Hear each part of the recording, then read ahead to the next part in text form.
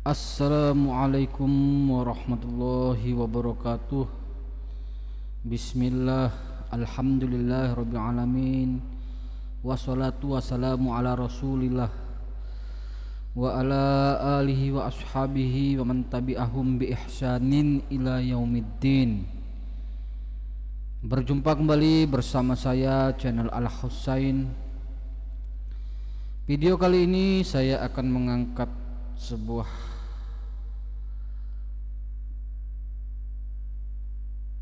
kisah atau permasalahan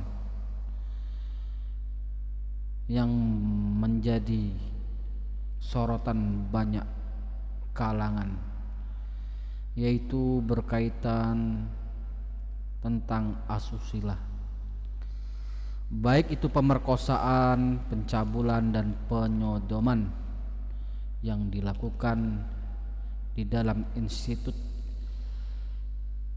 yang mengatasnamakan agama, yaitu agama Islam, dan yang sering terjadi di pondok-pondok pesantren dan lembaga lainnya. Miris ya, nggak bisa dibayangkan jika terjadi dengan salah satu keluarga kita.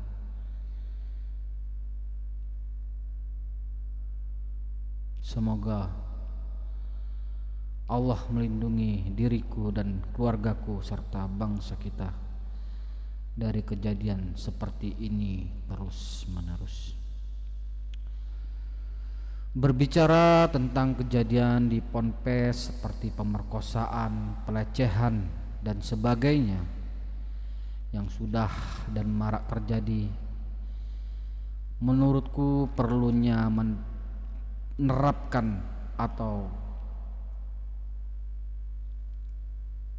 mengaplikasikan fikih yang lebih ketat, yaitu dengan maksud diterapkannya metode fikihnya itu untuk mengupdate lagi risalah fikihnya, untuk memperbaharui cara bagaimana menerima seorang guru untuk bekerja atau mengajar siswa untuk belajar di lembaga tersebut. Bagaimana di dalam ponpes tersebut ada badan tersendiri, yaitu badan yang independen, dibentuk untuk khusus menangani antara komunikasi seorang ustadz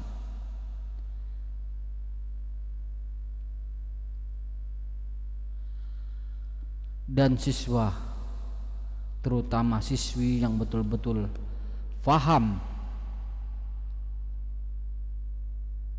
dalam menerapkan risalah fikihnya untuk mengaplikasikannya secara ketat. Kemudian badan ini diberi wewenang untuk memutuskan pemecatan atau pemberhentian siswa itu atau pemecatan terhadap guru jika terlibat, dan badan ini harus khusus di setiap lembaga tersebut diadakan, dan lembaga tersebut dilindungi dan disepakati keputusannya. Kemudian pihak lembaga tersebut meniatkan diri jangan semata-mata karena uang. Untuk membangun lembaga pendidikan harus bisa lebih diutamakan keselamatan orang banyak. Sebenarnya jika fikihnya itu diterapkan dengan ketat, pasti bisa memperbaharui lembaga tersebut. Karena terkadang kebanyakan orang kita, ponpes itu menjadi kiblat standarisasi untuk menilai akhlak seseorang. Ini saya berbicara untuk ponpes mana saja, baik ponpes tradisional maupun modern. Karena jika masalah seperti ini adalah jelas masalah kemanusiaan, tidak akan dibenarkan oleh orang-orang yang mempunyai akal yang sehat. Berbicara tentang pondok, memang terkadang ada pondok sebagian dari kaum tradisional yang belakangan ini sering terjadi perbuatan-perbuatan tersebut.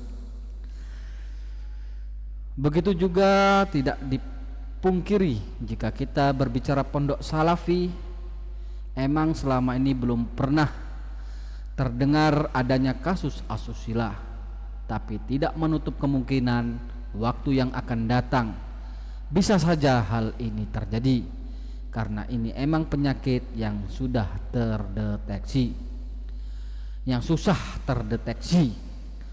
Ya, semoga Allah melindungi pondok salafi dari fitnah, dari kasus-kasus seperti ini, dan semoga pondok-pondok tradisional yang terindikasi adanya kasus-kasus seperti ini mampu memperbaiki dengan menerapkan dengan sungguh-sungguh, mengaplikasikan risalah fikihnya dengan lebih ketat, melakukan perubahan-perubahan dengan mengupdate produk fikihnya yang baru dan meninggalkan produk fikih lamanya yang sudah enggak relevan lagi. Apalagi zaman sekarang banyak manusia-manusia baru, manusia-manusia yang lebih cerdas dan modern, yang dibantu dengan kekuatan digital yaitu internet dan elektronik seperti CCTV, handphone yang canggih dan sebagainya. Pasti insya Allah kita semua bisa melewati dan memperbaiki kondisi lembaga pendidikan, khususnya pondok pesantren, dari kejahatan asusila seperti pemerkosaan dan lain sebagainya. Sebelum saya tutup video ini, saya akan membacakan sebuah artikel yang berjudul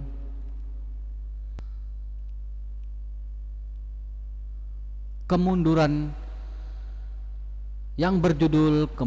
metode fikih dalam membangun peradaban.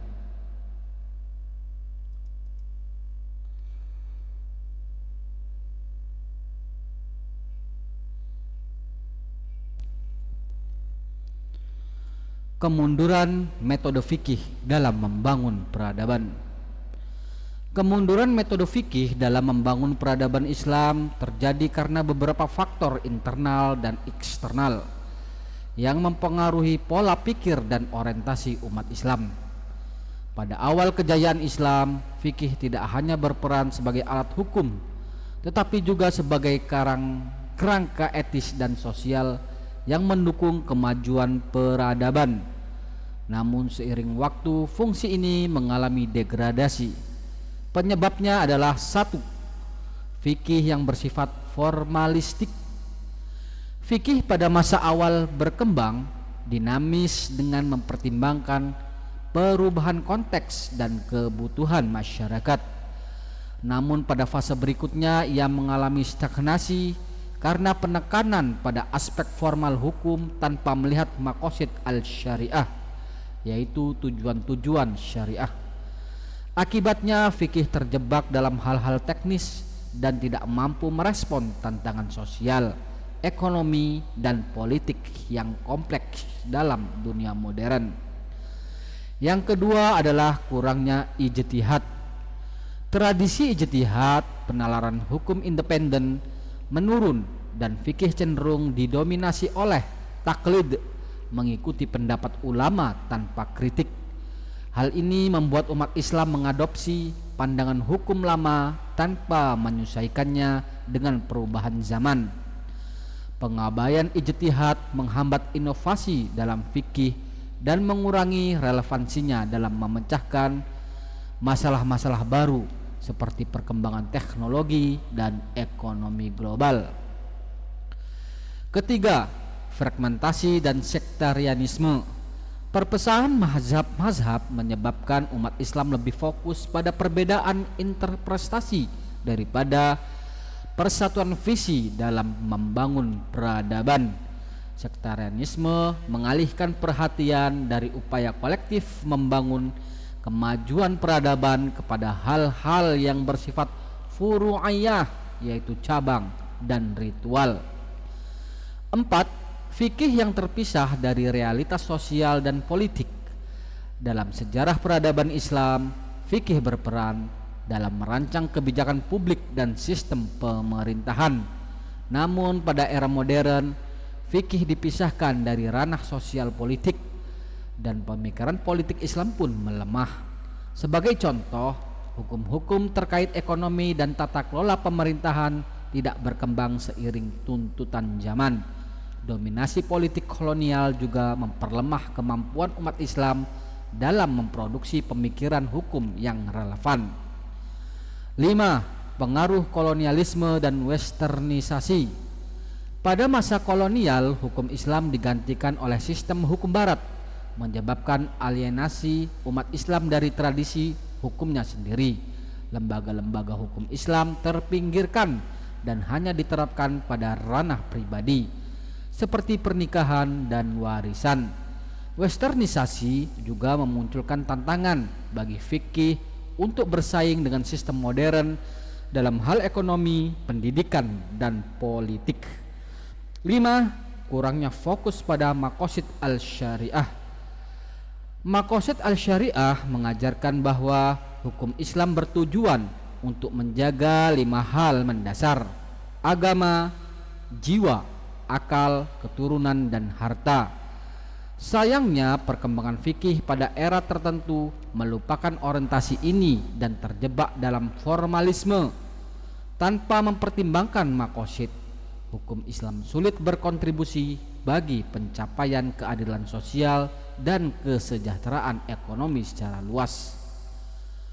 Solusi untuk revitalisasi fikih dalam peradaban modern, yaitu menghidupkan kembali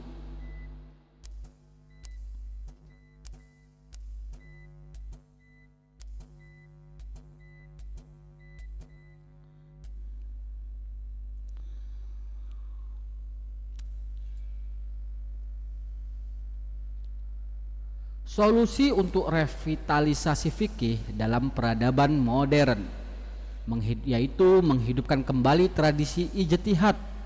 Ulama dan akademisi perlu membuka pintu ijtihad untuk merumuskan hukum yang relevan dengan perkembangan zaman. Pendekatan kontekstual dan maqasid fikih harus diformulasikan dengan memperhatikan konteks sosial dan berorientasi pada maqasid al-syariah. Reintegrasi fikih dengan politik dan ekonomi. Pemikiran hukum Islam harus kembali dilibatkan dalam ranah kebijakan publik dan tata kelola pemerintahan. Kemudian dialog antar mazhab, mendorong dialog lintas mazhab untuk memperkuat persatuan umat dan menghindari perpecahan. Pendidikan hukum Islam yang progresif. Lembaga pendidikan perlu mengajarkan fikih dengan perspektif yang progresif dan kritis agar mampu merespon tantangan global. Kemunduran metode fikih bukanlah akhir dari kontribusi Islam dalam peradaban. Dengan reformasi dan ijtihad yang tepat, fikih dapat kembali menjadi kekuatan dalam menciptakan keadilan dan kesejahteraan bagi umat manusia. Bagian kedua,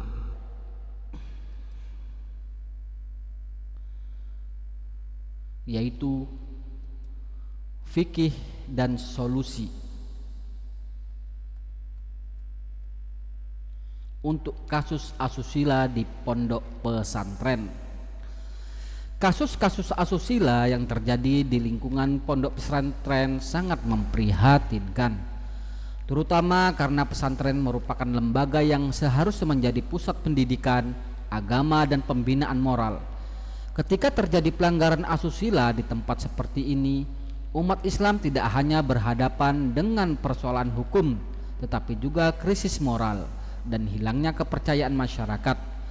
Fikih sebagai kerangka hukum Islam memiliki peran penting dalam merespon kasus ini, baik dalam aspek penegakan hukum, pemulihan korban, maupun pencegahan di masa depan. 1. Perspektif fikih tentang pelanggaran asusila dalam pandangan fikih. Perbuatan asusila, baik itu pelecehan seksual, pemerkosaan, atau kekerasan seksual, adalah pelanggaran berat terhadap kehormatan dan kemuliaan manusia. Islam memandang kehormatan seseorang sebagai sesuatu yang harus dijaga, sama halnya dengan menjaga nyawa dan harta.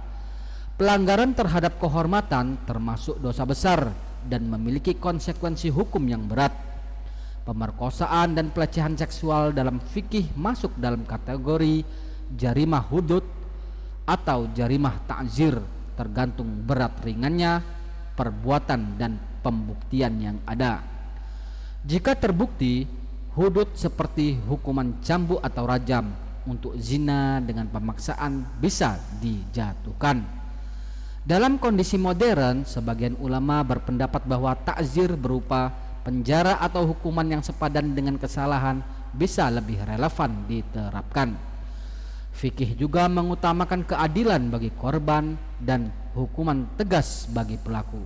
Allah SWT berfirman, sesungguhnya Allah memerintahkan kamu untuk menyampaikan amanah kepada yang berhak menerimanya, dan apabila kamu menetapkan hukum di antara manusia, supaya kamu menetapkannya dengan adil.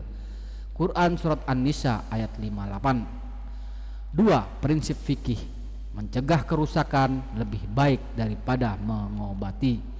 Salah satu kaidah penting dalam fikih adalah da'rul mufasid muqaddamun ala jalbil masolih.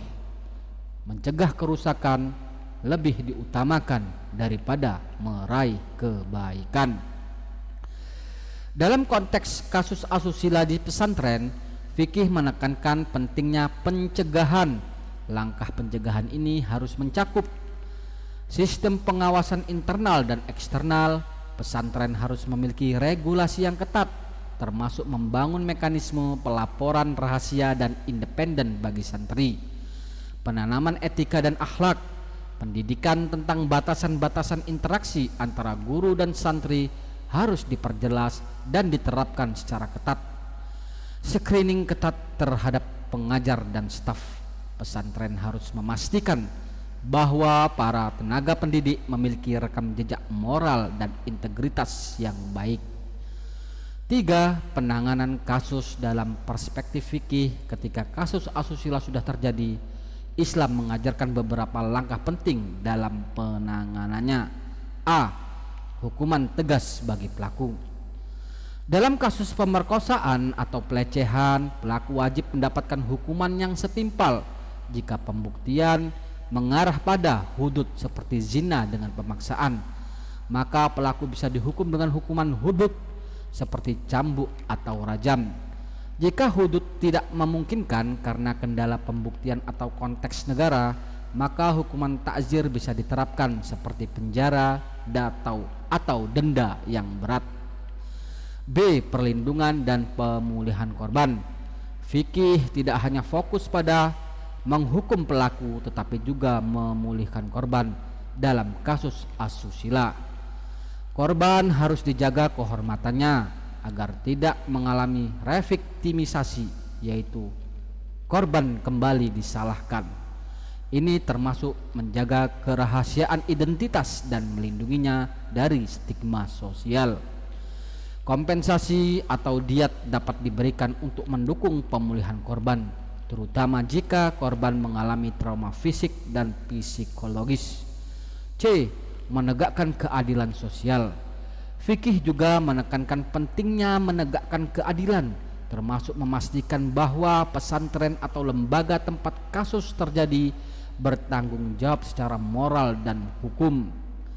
Pesantren yang lalai dalam menjaga keamanan santri harus dievaluasi, dan jika terbukti ada kelalaian, mereka harus ikut bertanggung jawab dan memperbaiki sistemnya. 4. Solusi fikih untuk pencegahan dan reformasi pesantren. Menyusun protokol perlindungan anak dan santri. Setiap pesantren wajib memiliki kode etik dan protokol perlindungan anak. termasuk mekanisme pelaporan jika terjadi kasus asusila, membangun sistem pengawasan terbuka. Pesantren harus menyediakan saluran aduan rahasia yang diawasi oleh pihak independen agar santri merasa aman melaporkan pelanggaran tanpa takut intimidasi. Pendidikan seksual dan etika dalam Islam, meski dianggap sensitif, pendidikan tentang batasan interaksi dan adab dalam Islam sangat penting diberikan kepada santri. Ini untuk mencegah ketidaktahuan yang bisa mengarah pada pelanggaran. Keterlibatan pemerintah dan ulama. Pemerintah dan lembaga ulama harus bekerja sama untuk mengawasi dan membina pesantren. Audit rutin dan inspeksi mendadak dapat diterapkan untuk memastikan lingkungan pendidikan aman dan sesuai dengan syariat Islam. 5. Kesimpulan. Fikih harus responsif dan tegas dalam kasus asusila di pesantren. Fikih tidak hanya hadir untuk menghukum pelaku, tetapi juga memulihkan korban dan memperbaiki sistem agar kasus serupa tidak terulang. Fikih harus adaptif dan responsif, terutama dalam menghadapi masalah sosial yang berkembang di masyarakat.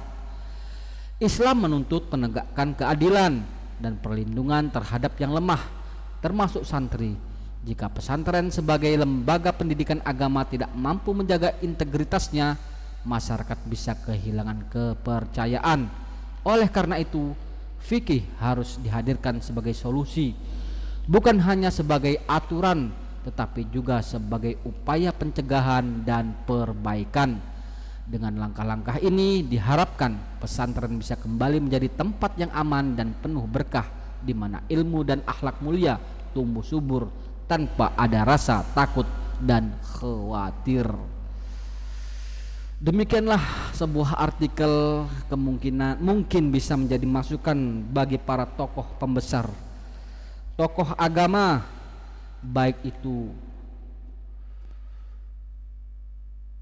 kiai, ustadz, begitu juga pejabat-pejabat seperti kepolisian, agar mampu ikut berkontribusi mengaplikasikan fikih, karena fikih ini adalah solusi yang paling ketat, apalagi di negara kita ini menganut mazhab Imam Syafi'i, di mana berkaitan tentang ikhtilaf, yaitu sangat ketat dan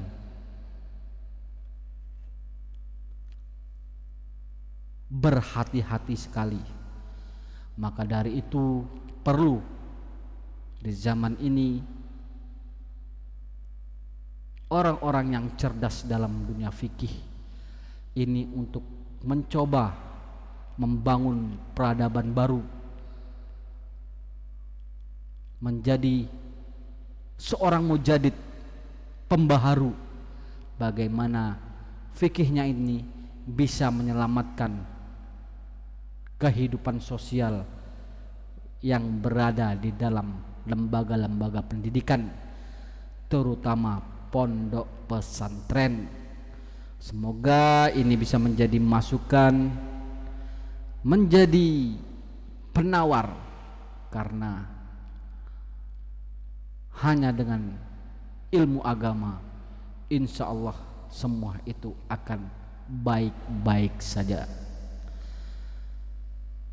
Subhanakallahumma wa bihamdika asyhadu alla ilaha illa anta astaghfiruka wa atubu ilaik. Assalamualaikum warahmatullahi wabarakatuh.